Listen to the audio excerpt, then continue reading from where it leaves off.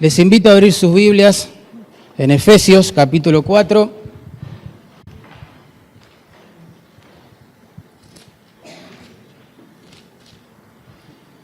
Efesios 4, vamos a retomar el estudio donde lo dejamos el domingo pasado, verso 17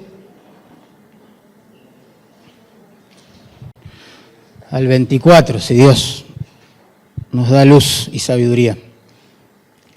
Efesios 4, 17 al 24.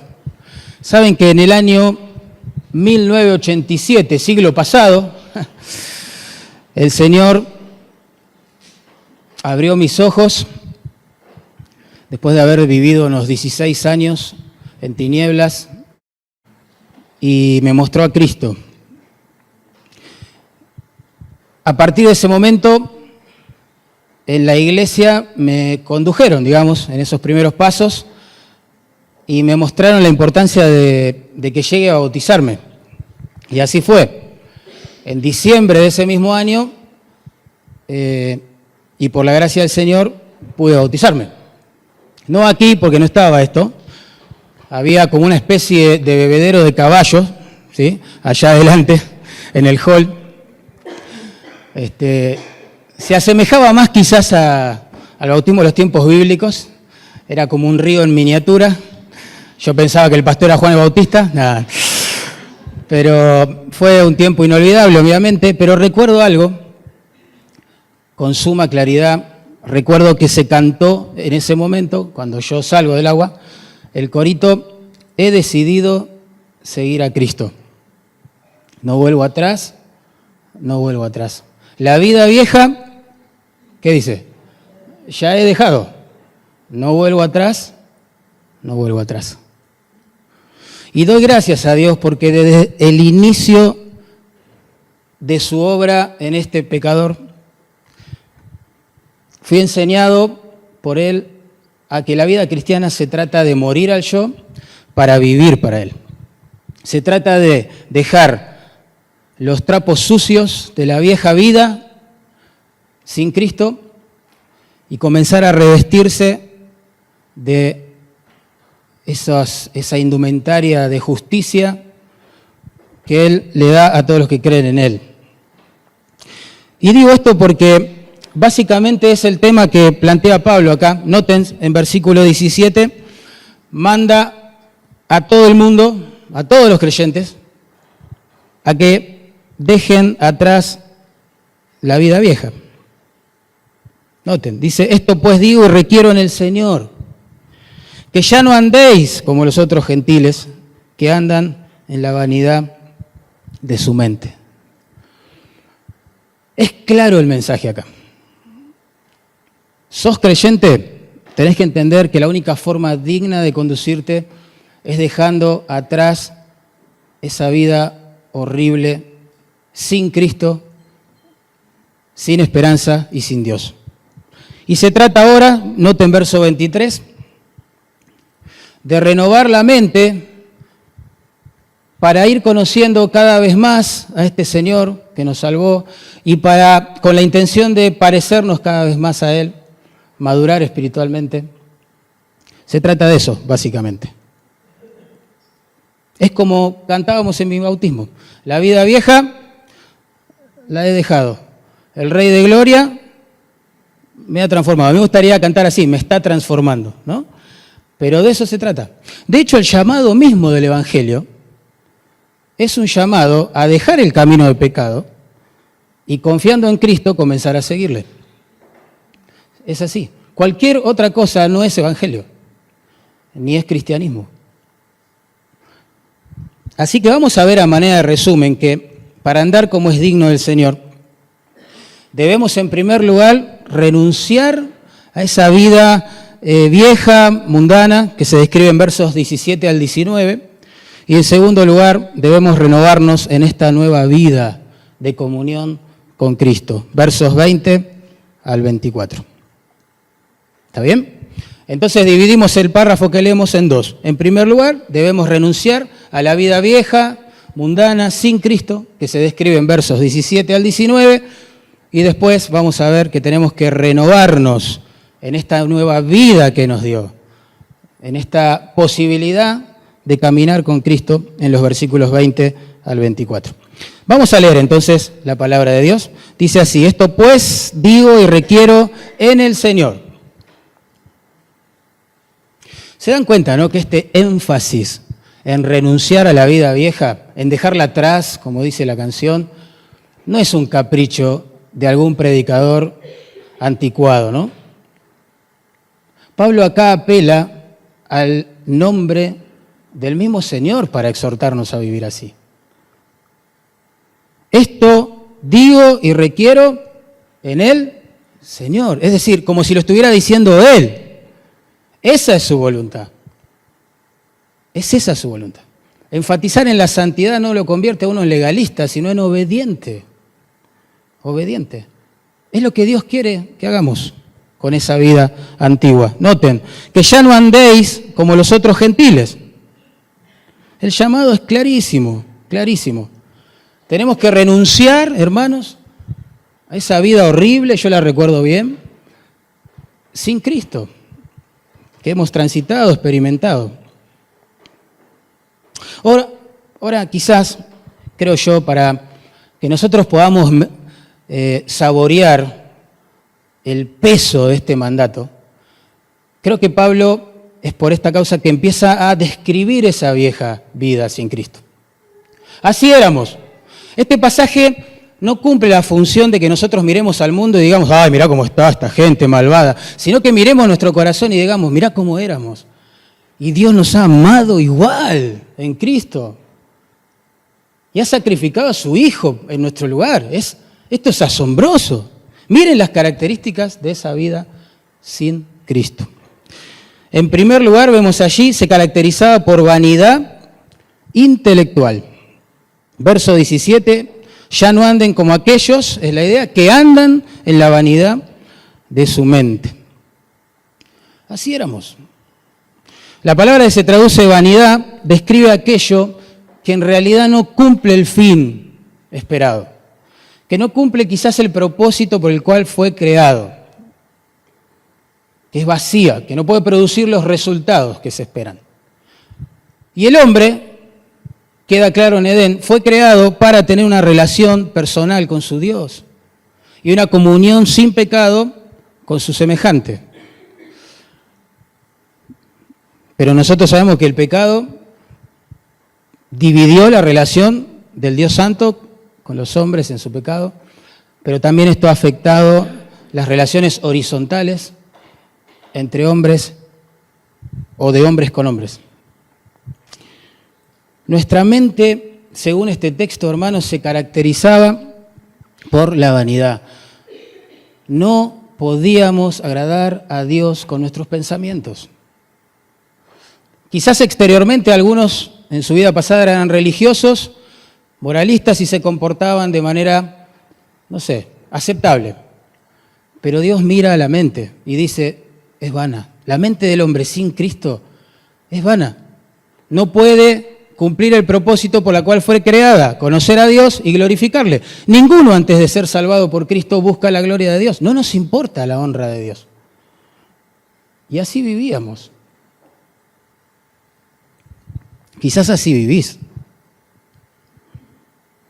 La vida, hermanos, del hombre sin Dios se caracteriza por la trivialidad. Es, te digo, desesperante pensar la vida sin Dios. Analizarla un ratito. ¿De dónde es que venimos? Sin Dios, ¿no? ¿De dónde es que venimos? Entonces, ¿para qué estamos acá? Y entonces, después de morir, ¿qué? ¿Qué fue todo esto? Algo sin propósito, sin diseño, simple selección natural. Es desesperante vivir sin Dios y sin Cristo. Pero la gente no se detiene a pensar en estas cosas. Y así éramos nosotros. Mirá, la vida del hombre se caracteriza sin Dios, obviamente, porque consume su tiempo, dinero y energías en cosas que al morir las va a tener que abandonar. Es tremendo. Gasta su tiempo, dinero y energía en la acumulación de bienes que son pasajeros, que pronto va a perder. Buscando quizás deleites y satisfacción en aquellas cosas que pronto en realidad le van a traer amargura, desilusión, culpa, hastío y un sentido de falta de propósito impresionante. El hombre más sabio, según Dios, escribió un libro para contarnos de que él dedicó gran parte de su tiempo a tratar de derribar esto que estoy diciendo, que la vida sin Dios es vanidad. Tenía acceso a todo lo que quería, placeres, riquezas, poder, etc. Este hombre fue Salomón. Concluye su libro diciendo: el fin del hombre es guardar los mandamientos del Señor y regocijarse en Él. Eso es el todo del hombre. Lo dice el hombre más sabio del mundo según Dios. No obstante, aún siendo salvados por Cristo, aún siendo rescatados de esa vanidad, seguimos intentando buscar satisfacción en fuentes que no pueden retener el agua. Pero así éramos, y el resto queda en nosotros, y a veces así somos. Vanidad intelectual. Otra característica de la vida sin Dios es la ignorancia de la verdad. Tremendo esto. Noten lo que dice el texto.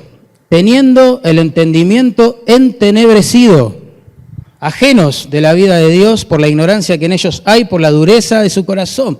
Verso 18. Teniendo el entendimiento entenebrecidos. Este texto es impresionante, pero nos describe con una elocuencia impresionante. Éramos ciegos, enemigos, ignorantes y obstinados. Por eso la iglesia ama a Cristo. Lo cree porque lo dice su palabra, pero se siente tan indigna del puro, santo y justo amor de este Dios. Así éramos, ciegos. Dice allí, teniendo el entendimiento entenebrecido. Y esa palabra, que se traduce entenebrecido, significa literalmente una mente privada de luz. No había luz alguna de la gloria de Dios en nuestra mente antes de ser salvados por Cristo. El incrédulo no puede contemplar la gloria del Señor.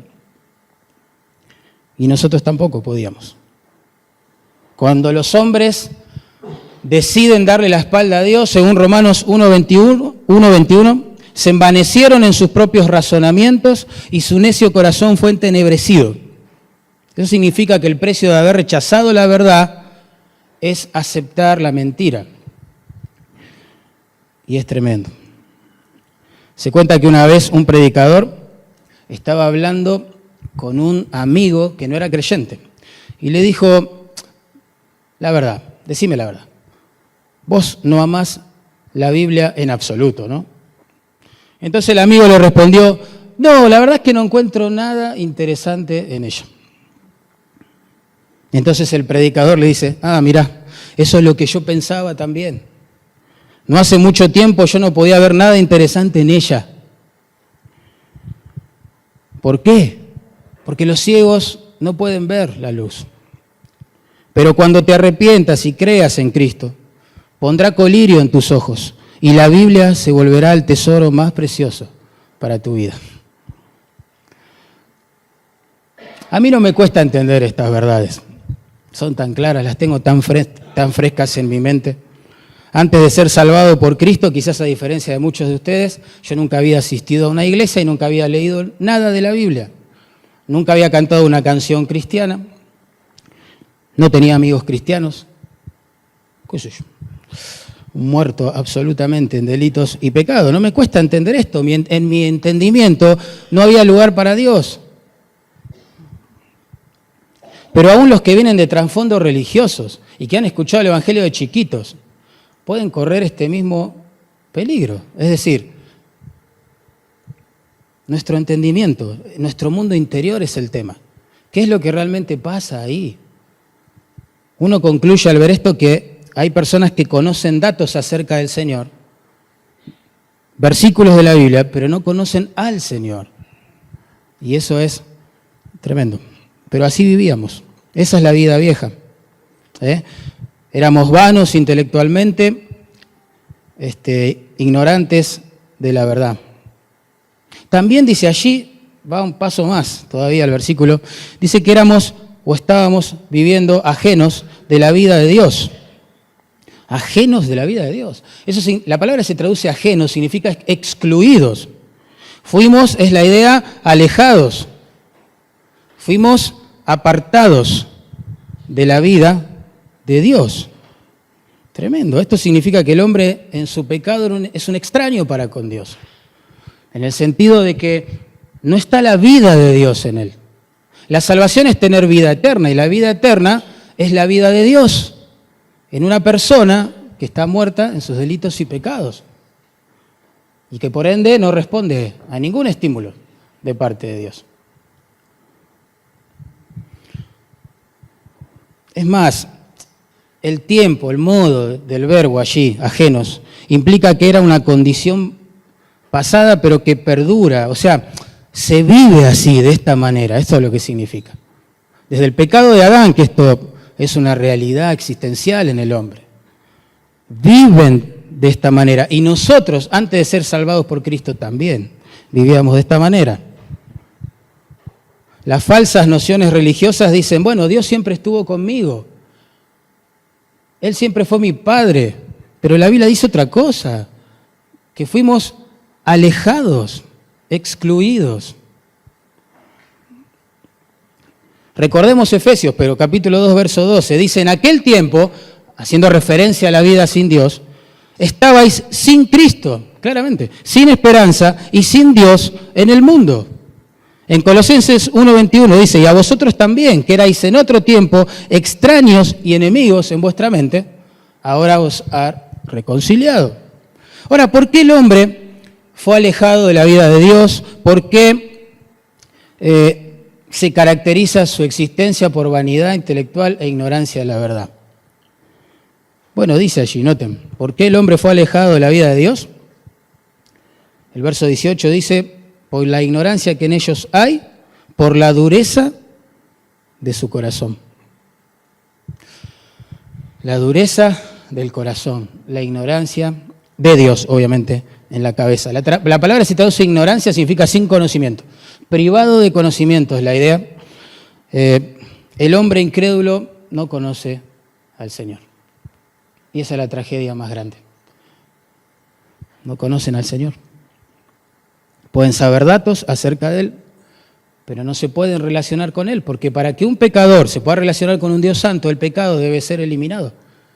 Y ninguna religión ni mérito personal puede resolver esta situación. Entonces el hombre en su pecado no puede conocer a Dios. Y no me entiendan mal, por las dudas. Yo estoy convencido que la ciencia, la tecnología han desarrollado numerosos productos, invenciones tecnológicas y un montón de cosas, medicina, etcétera, que ha mejorado nuestra calidad de vida y por las cuales tenemos que estar agradecidos al Señor, claramente. Pues yo leo bien la Biblia, como dijo el profeta Daniel, esa sabiduría viene de Dios también, ¿verdad? Es parte de su gracia y bondad para con nosotros. Pero en lo concerniente, hermanos, a las verdades más importantes del ser, a las preguntas más importantes que caracterizan la existencia del hombre, la sabiduría humana no tiene respuesta.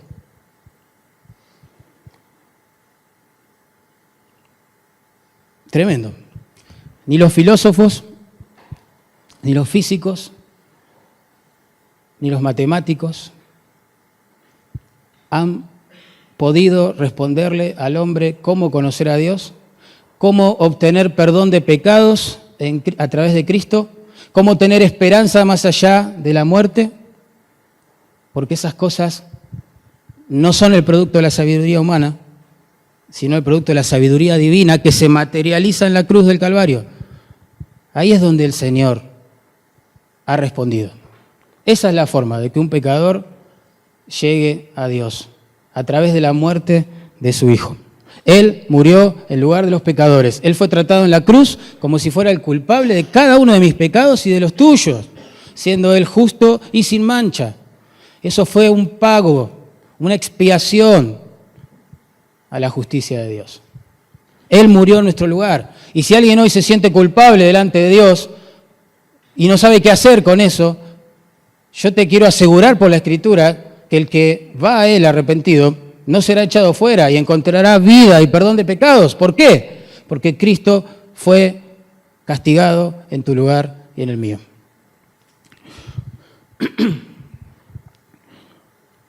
Dureza, dice allí. Dureza de corazón. ¿Notaron eso? Dureza de corazón. Ajenos de la vida de Dios por la ignorancia que en ellos hay, por la dureza de su corazón. La palabra es interesante aquí que se traduce dureza, esporosis. ¿Te suena, no? Los médicos la usaban en ese tiempo para describir esa calcificación que se forma alrededor de un hueso quebrado, que después termina siendo más dura que el hueso mismo. ¿Vieron? Por eso la palabra significa insensibilidad, dureza extrema. Y el pecado, hermanos, tiene como un efecto petrificante, ¿no? Es tremendo ver eso. El corazón de aquel que se obstina en pecar se va endureciendo cada vez más, no cada vez menos. Se hace de piedra, como decían los profetas. Acusaban al pueblo de Israel de tener un corazón de piedra. Imagínate el cuadro. Pensá en una piedra. Yo quizás podría poner una roca aquí y sobre ella una tonelada de algo. La roca no lo va a sentir, no va a sentir ningún peso sobre ella, porque no tiene vida. Los profetas decían que Israel por su pecado tenía corazón de piedra. Por eso es que la gente peca y no siente el peso de su pecado delante de Dios. A veces sufre porque el pecado siempre paga mal, creyentes, no creyentes, y las consecuencias suelen ser muy dolorosas, pero no es un dolor para con Dios, no es esa tristeza que viene de Dios que lo va a guiar a Cristo, tarde o temprano, es cuestión de tiempo. El corazón está duro, es como una piedra. Y a manera de contraste podemos pensar también en que yo puedo tomar esa piedra y acariciarla, decirle que la amo y que estoy dispuesto a morir por ella. Y obviamente no va a haber ninguna respuesta porque no tiene vida, es una piedra. Y así de ilustrativa es la situación triste del ser humano para con Dios. Vos le contás con todo el afán y la pasión de que el Hijo de Dios murió en lugar de ellos y te quedan mirando como una piedra. Ninguna manifestación de gracia, de misericordia de parte del Dios de los cielos parece conmover el corazón de alguien que todavía no es salvo. ¿No es así? Y así éramos. Mirábamos la creación y en vez de decir, wow, tiene que existir un Dios tremendo que hizo todo esto, nos encantaba debatir cómo negar esa noción. Y tratar de encontrar otra explicación a las cosas. Así éramos. Duros de corazón. Nos hablaban de pecado quizás y algunos se reían en su corazón.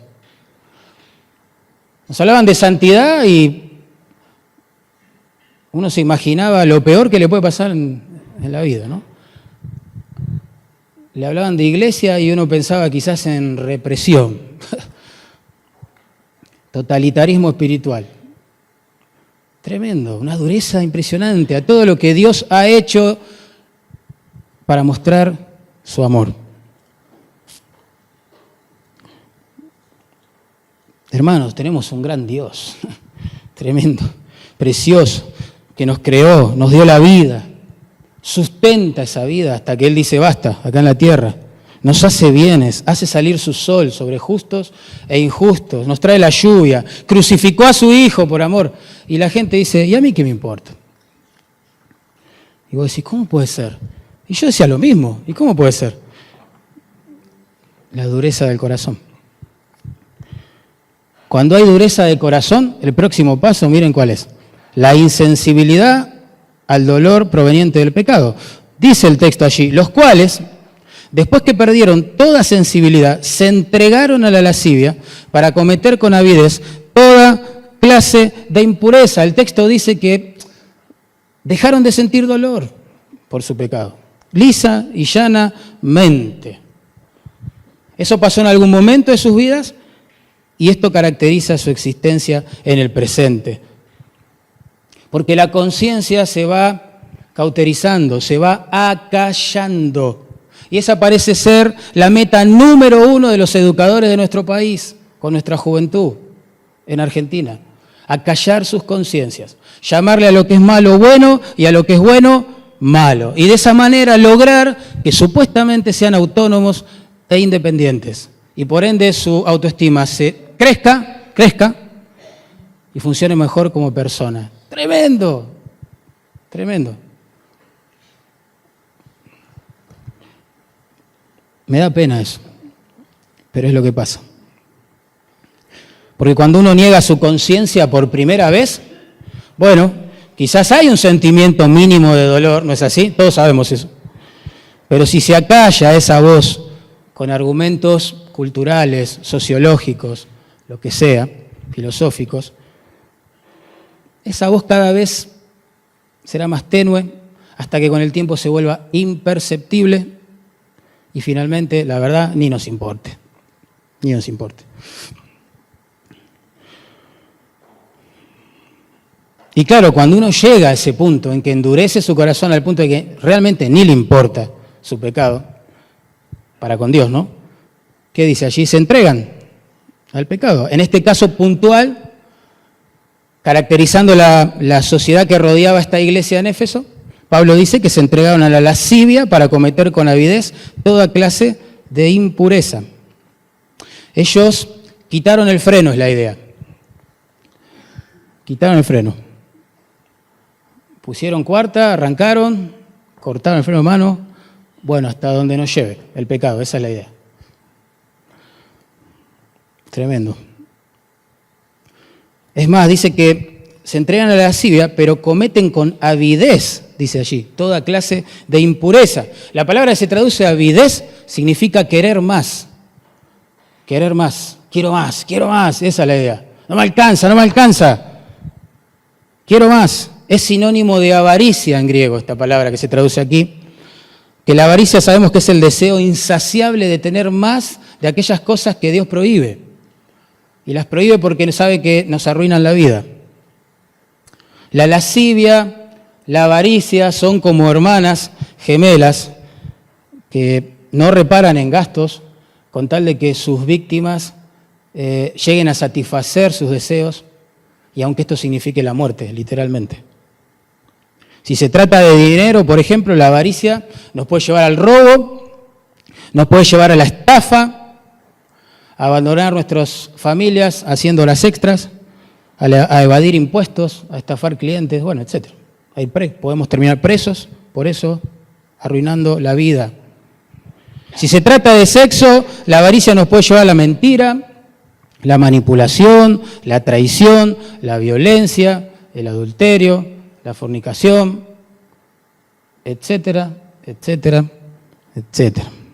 Por eso en Colosenses 3:5 Pablo dijo que este tipo de avaricia sexual se torna en idolatría, porque esos deseos sexuales terminan controlando a la persona como si fuera su Dios.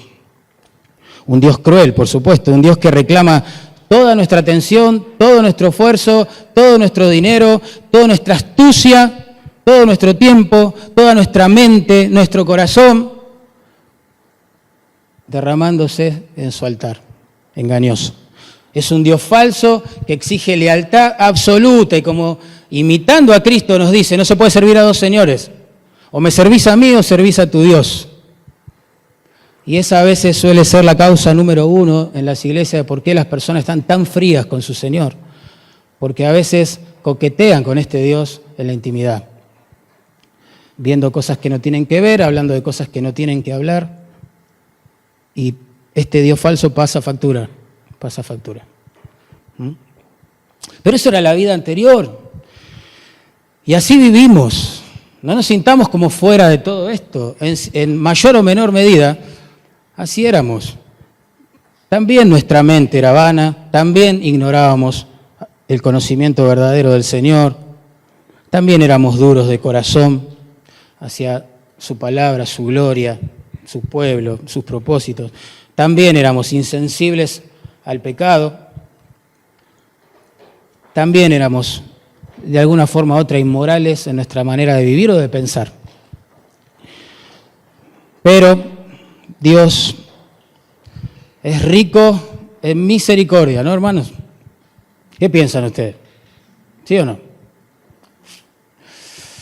Tremendo. Por eso en versículo 20 al 24 nos anima a renovarnos en esta nueva vida, ¿sí?, que nos dio a través de Cristo. El contraste ahí es abismal, tremendo, imposible de ignorar. Noten el verso 20. Más vosotros, ¿ven? Más vosotros. Así vive el mundo, así vivieron ustedes, pero ahora que están en Cristo, ustedes, los hijos de Dios, tienen que recordar que no han aprendido de Cristo esto. Es distinto. Cuando el Señor nos salvó, nos llamó a vivir una vida totalmente opuesta a la que acaba de describirse. Se puso un gran cartel de contramano y al lado uno de la posibilidad de girar en U, ¿no?, a través de Cristo. Y Él nos mostró nuestro pecado, y Él nos mostró el precio de ese pecado, su vida, su sangre, y Él nos guió al arrepentimiento, a creer en Él, y Él nos sigue atrayendo hacia Él cada día. Mas vosotros, verso 20, no habéis aprendido así a Cristo. Sabemos, versículo 21, si en verdad le habéis oído y habéis sido por Él enseñados conforme a la verdad que está en Jesús. ¿Vieron esos tres verbos, no? En verso 20, aprendido. En verso 21, habéis oído, habéis sido por Él enseñados. Enseñados. Aprender, oír, ser enseñado. Los tres verbos como que evocan la imagen de una escuela, ¿no? Son una referencia clara a la instrucción, al discipulado, que Pablo, por 3 años, digamos, les propició a estos hermanos en Éfeso. Lo lindo de esto es que en contraste tremendo con la ignorancia pasada que acá se acaba de describir en cuanto al conocimiento de Dios, ahora, por su gracia, pudimos ver a Cristo, oír a Cristo y conocer personalmente a Cristo. Los tiempos están en el pasado de estos verbos. Apuntan a un momento de nuestra historia. Claramente, Pablo les está recordando el tiempo de su salvación. Cuando fueron llamados de las tinieblas, descrita en versículo 17 al 19, a la luz de este hermoso Cristo, nuestro tesoro más grande, hermano, el Señor Jesucristo. Así que esa frase, aprender a Cristo, es una referencia a la salvación. Creo que los lectores de esta carta rápidamente así recordarían el momento en que oyeron el Evangelio y por la gracia de Dios creyeron el Evangelio que siguen conociendo hasta el día de hoy. Es como dice 1 Juan 5:20, miren qué lindo. Sabemos que el Hijo de Dios ha venido y nos ha dado entendimiento para conocer al que es verdadero. ¿Ven? No lo teníamos ese entendimiento, pero el Hijo de Dios vino y nos lo ha dado. Y estamos en el verdadero, en su Hijo Jesucristo. Este es el verdadero Dios, mire la deidad de Cristo, y la vida eterna. Los que éramos 100% ignorantes de Dios, ahora somos 100% instruidos por Dios. Tremendo. Los que estábamos por nuestro pecado privados de amar a Cristo, de relacionarnos con Cristo, ahora por ese mismo Cristo se nos ha abierto la puerta, el acceso a la presencia de Dios. ¿Cómo no vamos a estar agradecidos los creyentes? Contentos. ¿Cómo no vamos a alabar a Dios? ¿Cómo no vamos a servir a este Señor? por las dudas recalco algo, aprender a Cristo, como dice el texto, es mucho más profundo que aprender cosas acerca de Cristo. Yo quiero insistir con esto, porque este es el énfasis de la Escritura. Ellos no recibieron solamente un mensaje que aceptaron intelectualmente hablando con rapidez. No, ellos empezaron a seguir a una persona, Cristo. Eso es conversión verdadera. La conversión verdadera no se da cuando uno entiende los 2 o 3 o 4 o 5 principios o verdades que conforman el Evangelio. La conversión verdadera se da cuando esa persona, al entender el Evangelio, por la gracia de Dios, confía en ese Cristo, ¿sí? Se arrepiente de su maldad y comienza a seguir a ese Cristo. La salvación no necesariamente se da cuando alguien hace la oración del pecador. Créame, yo he visto un montón de gente hacer la oración del pecador. Por un momento en mi vida ministerial pensé que esa era la meta del evangelismo, llevar a la gente a orar. Y créame, he hecho orar un montón de gente que jamás empezó a seguir a Cristo. Quizás entendieron lo que yo les estaba diciendo, pero nunca, créanme, hasta el día de hoy, dan evidencias de seguir a Cristo.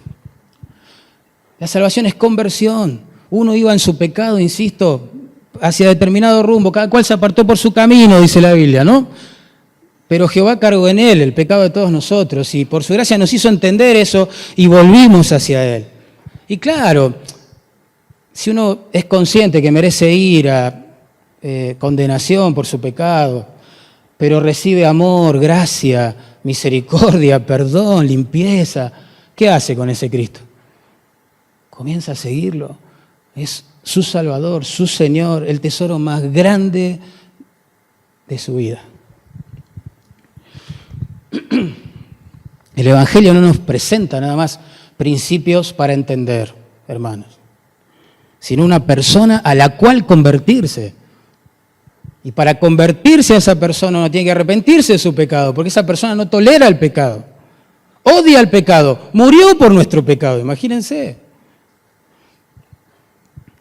Que Dios nos dé luz para entender la diferencia. Pablo ahora termina aquí, noten verso 22, 23 y 24, recordándoles a estos hermanos en Éfeso las cosas que aprendieron de Cristo, así ya desde el inicio de su caminar con Él. Ni bien salieron, digamos, del horno de la salvación. ¿Está bien? Aprendieron 3 cosas muy claras. La primera, verso 22, aprendieron que cuando ellos creyeron, eso significó un llamado a despojarse de todo lo viejo. Vivimos de esta forma hasta aquí, pero ahora me encontré con Cristo, dejo todo eso. Es un llamado a abandonar todo eso, toda esa vida vieja, sin Dios y llena de pecado. Dice, en cuanto a la pasada manera de vivir, verso 22, despojados del viejo hombre que está viciado conforme a los deseos engañosos. El viejo hombre, hermanos, es una referencia a la vieja naturaleza que tenemos en nuestro ser todavía, caída, ¿sí? Que se consume, como dice ahí, en el vicio de los malos deseos o de los deseos engañosos. Esa es aquella naturaleza que es fácil de engañar, porque piensa que fuera de Dios y practicando alguno de las variedades de pecados que nos ofrece este mundo, Satanás, y busca nuestra carne, va a encontrar el propósito de la vida, satisfacción, etc. Lo que uno se da cuenta es que era un deseo engañoso. Nadie persiguiendo sus deseos pecaminosos, ¿sí?, encuentra a Cristo. Ese viejo hombre, como dice acá, se caracterizaba por aquella vieja y pasada, quizás, manera de vivir que se describió en los versículos 17 al 19, de alguna forma o de otra. Es más, el verbo ahí que se traduce viciado, comunica la idea, es muy fuerte, comunica la idea de algo que se va descomponiendo de a poco, se va echando a perder. Vieron que el proceso de descomposición es lento, no es que yo agarro una manzana del árbol, la pongo en la mesa y se pudrió. Es lento, esa es la idea que hay detrás de esta palabra, que se traduce viciado. Ese viejo hombre se va deteriorando espiritualmente hablando cada vez más. Tremendo. Tremendo. Persiguiendo esos deseos, insisto, engañosos, que prometen lo que no pueden dar. Marcos Vidal en una de sus canciones dice: no tientes al lobo cuando hay luna llena, porque él no va a tener compasión de ti. O sea, jugar, quiero decir, con nuestra naturaleza caída, que con la salvación no se extinguió, sigue estando, y todos somos testigos presenciales de eso, ¿no? Es suicidarse espiritualmente hablando. Sabemos que todavía en nuestro corazón está esta naturaleza caída, y tenemos todos suficientes dosis de esta naturaleza como para hacer un desastre con nuestra vida cristiana, con nuestro matrimonio, con nuestro tiempo. Tremendo, con nuestro servicio al Señor. No hay que jugar con el lobo, te va a comer. No hay que darle lugar a este viejo Mariano en mi interior porque me va a devorar. ¿Sí? Negar que cuando los cristianos abrazaron el perfeccionismo falso en la historia de la iglesia, comenzaron a negar su naturaleza pecaminosa. Decían que la salvación trajo una nueva naturaleza, y eso es correcto, como vamos a ver después, y que esa nueva naturaleza erradicó del ser, redimido, digamos, a la vieja. Entonces, claro, los hermanos que asistían a lugares donde se enseñaba esto, tenían una de dos alternativas: o volverse unos hipócritas tremendos con sus propios pecados y justificarlos y disfrazarlos y no sé qué, o alejarse totalmente frustrados de la relación con un Dios al cual nunca se le va a poder agradar. Hermano, nuestro corazón caído sigue estando, y vos lo sabés y yo lo sé. Por eso somos tentados a pecar, por eso muchas veces nos traiciona ese corazón con sus anhelos engañosos también, que reclaman ser satisfechos. Por eso todavía luchamos con el orgullo, con la soberbia, con la vanagloria, con los celos, con qué sé yo.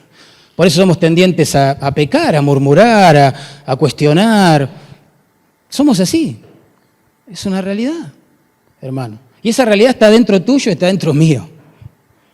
Es este viejo hombre que está viciado, dice allí, se va deteriorando cada vez que persigue deseos engañosos. Pero acá el verbo clave es despojados, que lamentablemente parece un imperativo, pero no lo es en el original.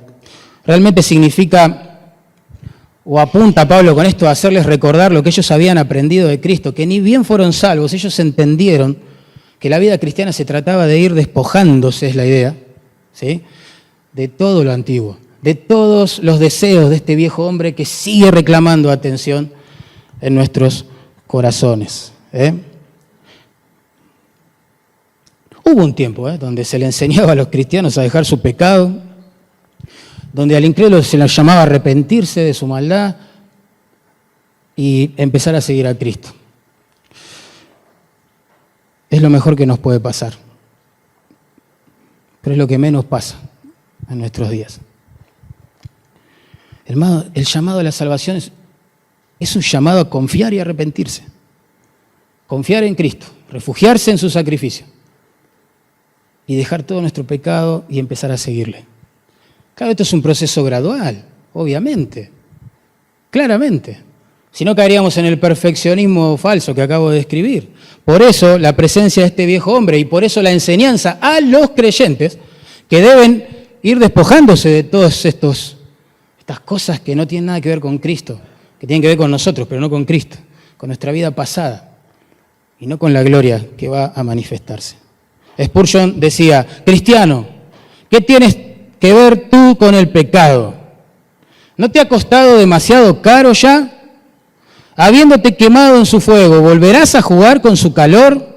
Habiéndote lastimado en su foso, ¿caerás nuevamente en él? Habiéndote ensuciado con su lodo, ¿te contaminarás de nuevo?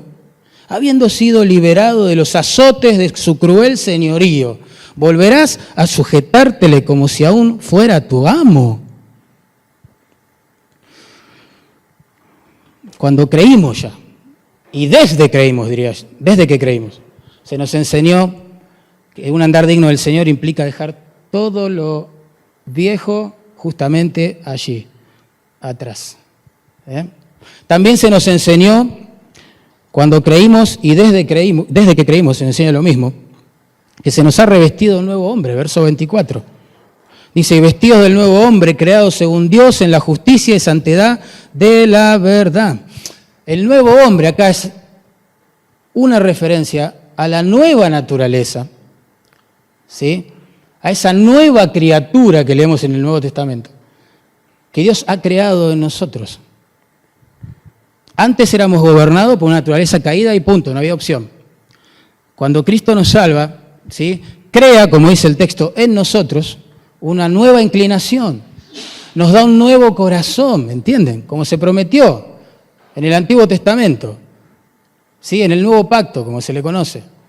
Él nos da un nuevo corazón. Y ese corazón de piedra que nos caracterizaba, ahora se ha vuelto de carne y late nada más cuando está en comunión con su Señor.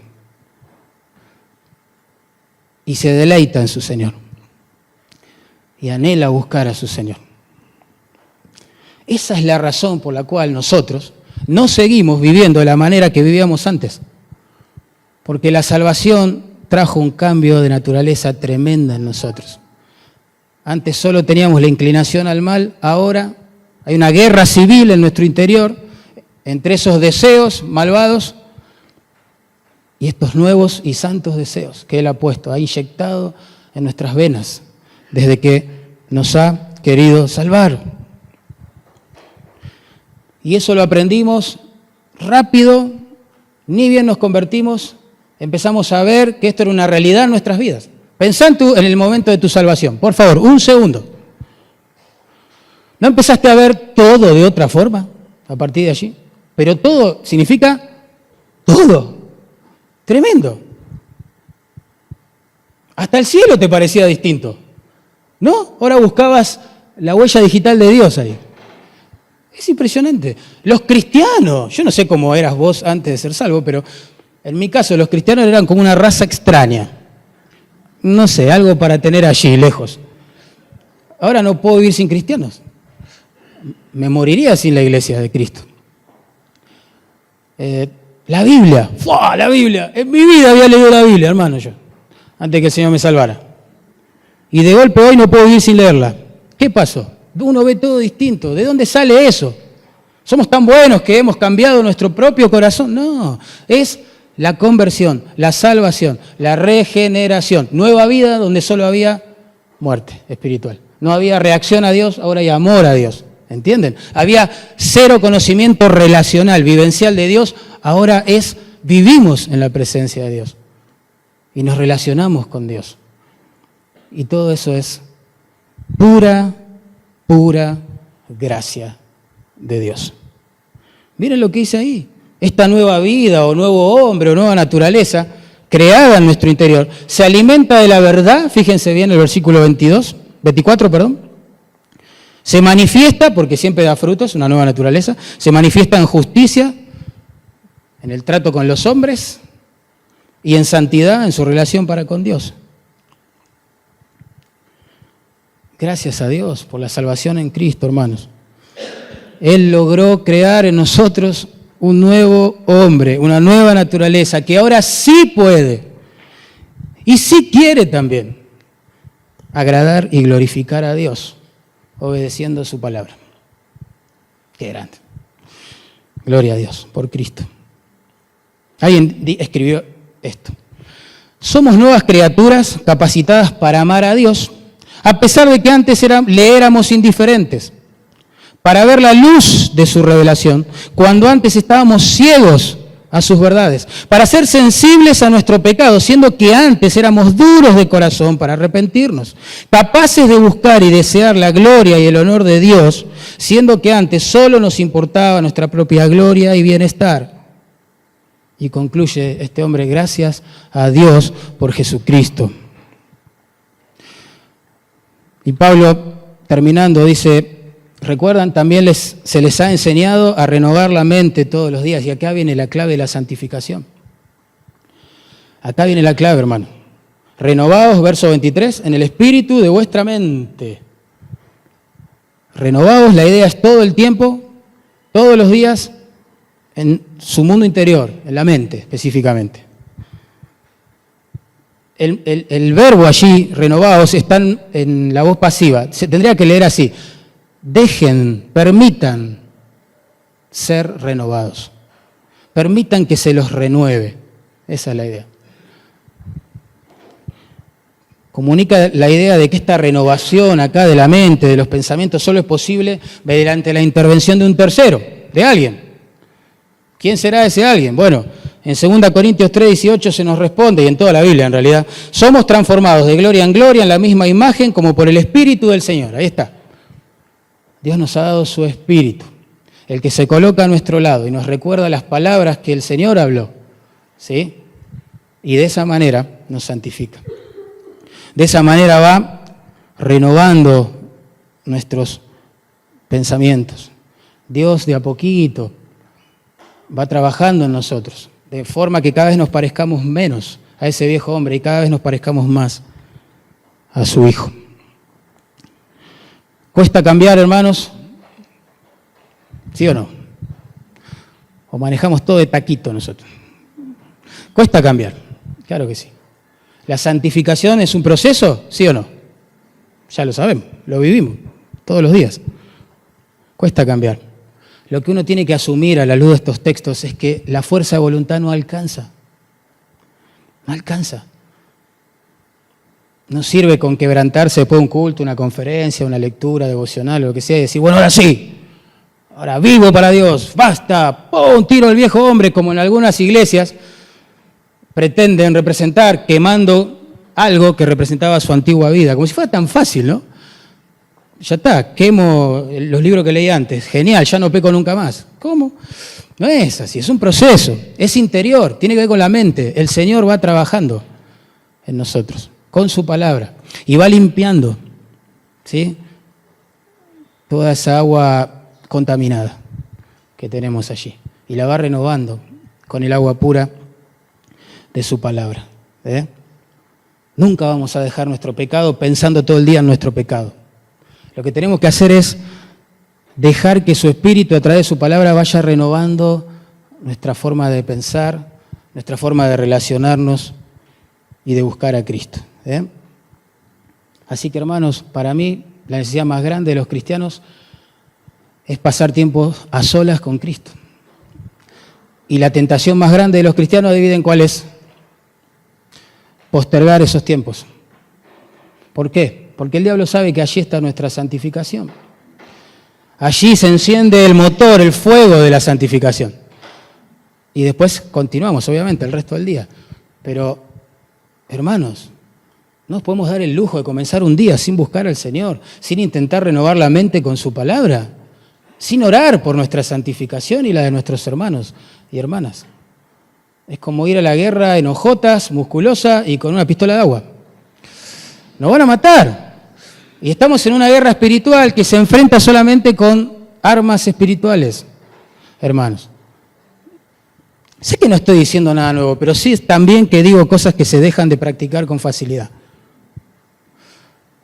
Y sé que vos y yo luchamos con nuestra vida de oración y de plena, íntima comunión con Dios a través de su palabra. Sé que para vos y para mí es más fácil hacer otras actividades que buscar en la soledad a nuestro Señor. Lo sé.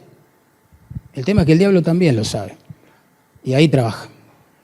Ahí va minando nuestros corazones de a poquito. Y en vez de darse este proceso de renovación y experimentar santificación y dar gracias porque su Espíritu nos atrae hacia Él, lo que experimentamos es fracaso en nuestra vida cristiana. Fracaso tras fracaso tras fracaso. Y nos preguntamos, ¿por qué, Dios? Yo te quiero agradar y no puedo. Bueno, tenés que dejarte renovar la mente con su palabra, en el poder de su Espíritu, en la comunión con Él. No hay fórmulas mágicas. No somos pasivos en la santificación. Cuidado con eso. Nosotros somos responsables de buscar al Señor y dejar que Él renueve nuestras mentes con su palabra. ¿Sí? Si no fuéramos responsables de nuestra santificación, tampoco lo seríamos de nuestro pecado. Y concluiríamos, como dicen algunos hoy, yo estoy así en pecado porque Dios no me saca de este estado. Oh, ¿cómo? ¿En serio pensás que Dios quiere que vivas así? Habiendo sacrificado a su Hijo en tu lugar, habiéndote perdonado, habiéndote salvado. No es así. No es así. Son doctrinas que en el fondo deforman la esencia de Dios y eso es muy grave y peligroso. Generalmente, los hermanos me preguntan, Mariano, mira, te soy honesto, he perdido el gozo de la salvación, he perdido la paz, no sé, siento que voy a buscar a Dios, me distraigo, estoy en otro mundo, siento que me seco por dentro, no tengo apetito por las cosas espirituales, no hay chance. ¿Qué crees que me pueda estar pasando? Y lo primero que siempre le pregunto a esas personas, con toda humildad y el amor del Señor, es lo que me pregunto a mí mismo.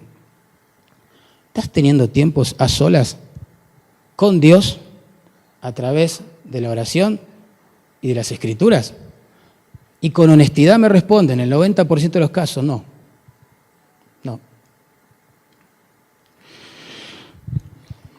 Hermanos, la Biblia enseña claramente que los deseos de la carne todavía batallan en nuestra alma, combaten en nuestros miembros. 1 Pedro 2, Romanos 6, etc. Aunque nuestra vieja naturaleza está debilitada ya, ¿sí?, por esta nueva naturaleza que Dios ha puesto en nosotros, y ya no es nuestro amo el viejo hombre, ¿sí? Ya podemos decir no ahora por los méritos de Cristo. A pesar de eso, siguen batallando estos deseos pecaminosos en el alma. Job, ¿se acuerdan de Job? La Biblia dice que él era varón perfecto y recto, temeroso de Dios y apartado del mal. ¡Wow! ¿Cómo me gustaría que se me conociese así, a mí y a vos también? Sin embargo, ante la luz de la majestad de Dios que se le fue revelando de a poco, él llegó a decir esto: he aquí que yo soy vil.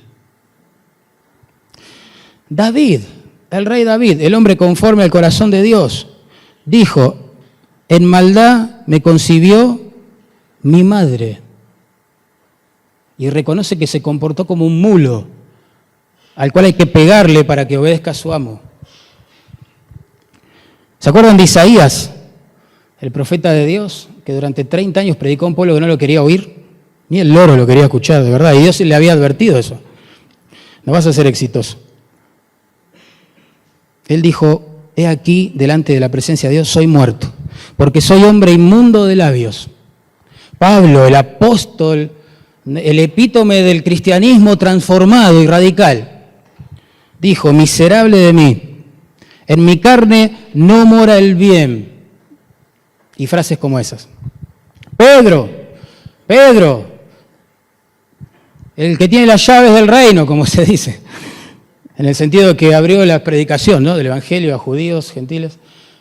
Pedro, en la presencia del Señor y a medida que fue conociendo quién era Él, se tiró al agua y dijo: apártate de mí, Señor, soy hombre pecador.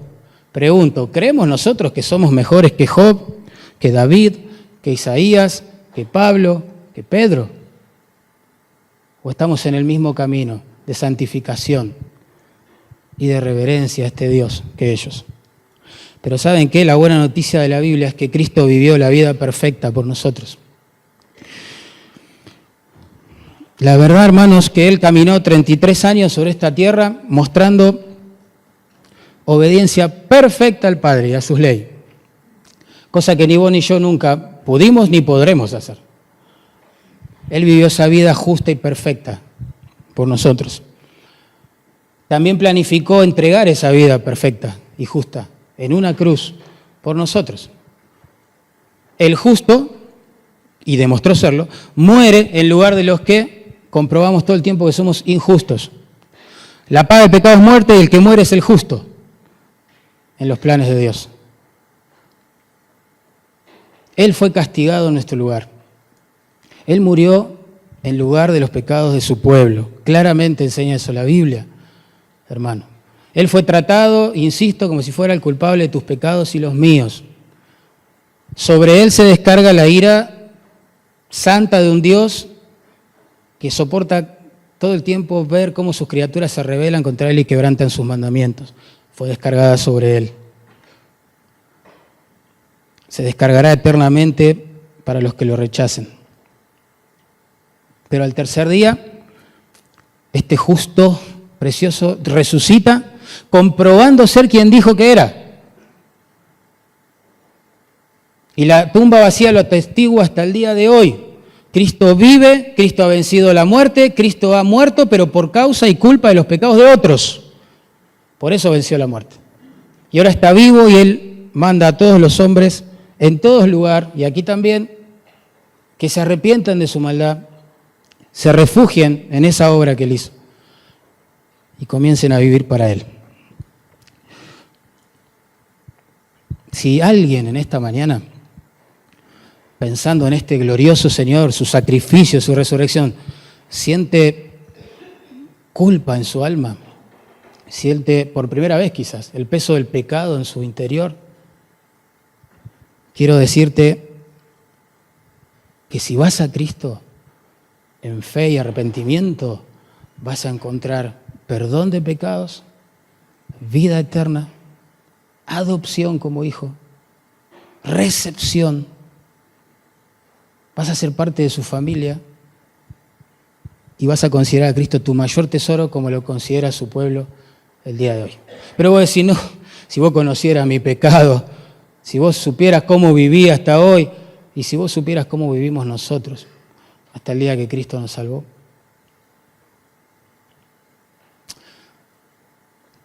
Si Cristo mostró su misericordia en persona como yo, no hay ningún impedimento que la muestre en personas como vos. Vamos a orar.